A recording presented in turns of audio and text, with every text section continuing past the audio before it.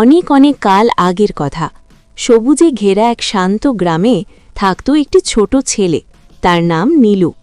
নীলুর মন ছিল খুব ভালো, কিন্তু তার জীবনে ছিল এক বড় কষ্ট।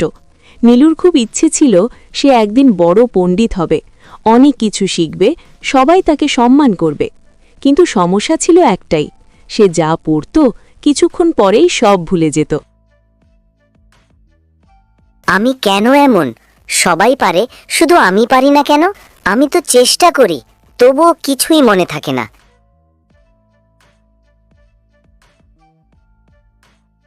স্কুলে তার সহপাঠীরা তাকে নিয়ে হাসাহাসি করত। নীলু বোকা, নীলু কিছুই পারে না। এই কথা শুনে নীলুর চোখে জল চলে আসত। সে চুপচাপ এক কোণে বসে কাঁদত।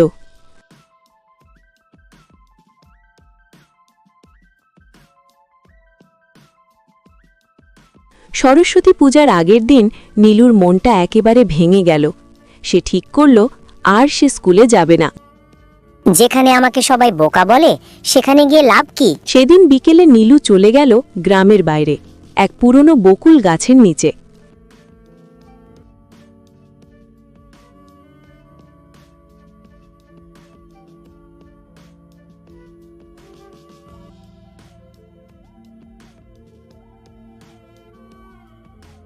গাছের ছায়ায় বসে কাঁদতে কাঁদতে একসময় সে ঘুমিয়ে পড়ল।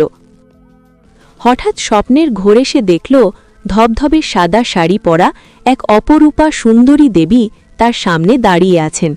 তার হাতে বীণা, পাশে একটি শুভ্র রাজহাঁস। চারদিক আলোয় ভরে গেল। মা, তুমি কে? আমি বিদ্যার দেবী সরস্বতী। নীলু, তুমি কাঁদছ কেন? মা, আমি কিছুই মনে রাখতে পারি না। সবাই আমাকে বোকা বলে। আমি কিভাবে বিদ্যা শিখব? নীলু, বিদ্যা শুধু বইয়ের পাতায় থাকে না, বিদ্যা থাকে একাগ্রতায়, আর থাকে শ্রদ্ধা আর ভালোবাসায়। তুমি আজ থেকে যা পড়বে তা শুধু মুখস্থ করবে না, বোঝার চেষ্টা করবে। আর মনে রেখো, নিজের জ্ঞান অন্যদের সঙ্গে ভাগ করলে বিদ্যা আরও বাড়ে। এই কথা বলে দেবী নীলুর কপালে আলতো করে হাত রাখলেন।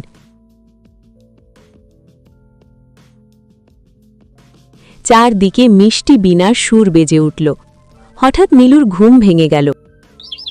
এতক্ষণ স্বপ্ন দেখছিলাম। চারদিকে কেউ নেই, শুধু বাতাসে ভাসছে এক অদ্ভুত শ্বেত চন্দনের সুবাস। সেদিন থেকেই নীলু বদলে গেল।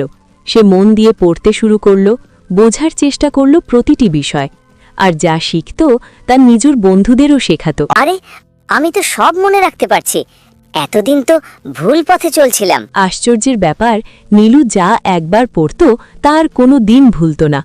কয়েক বছরের মধ্যেই সেই হয়ে উঠল ওই অঞ্চলের সবচেয়ে বড় পণ্ডিত। গ্রামের সবাই বুঝতে পারল, যার মনে ভক্তি আর একাগ্রতা থাকে, দেবী সরস্বতী তার পাশে থাকেনি। শিক্ষা কেবল মুখস্থ বিদ্যা নয়, একাগ্রতা, বোঝার ইচ্ছা আর জ্ঞান ভাগ করে নেওয়াই হল প্রকৃত জ্ঞানের আসল চাবিকাঠি।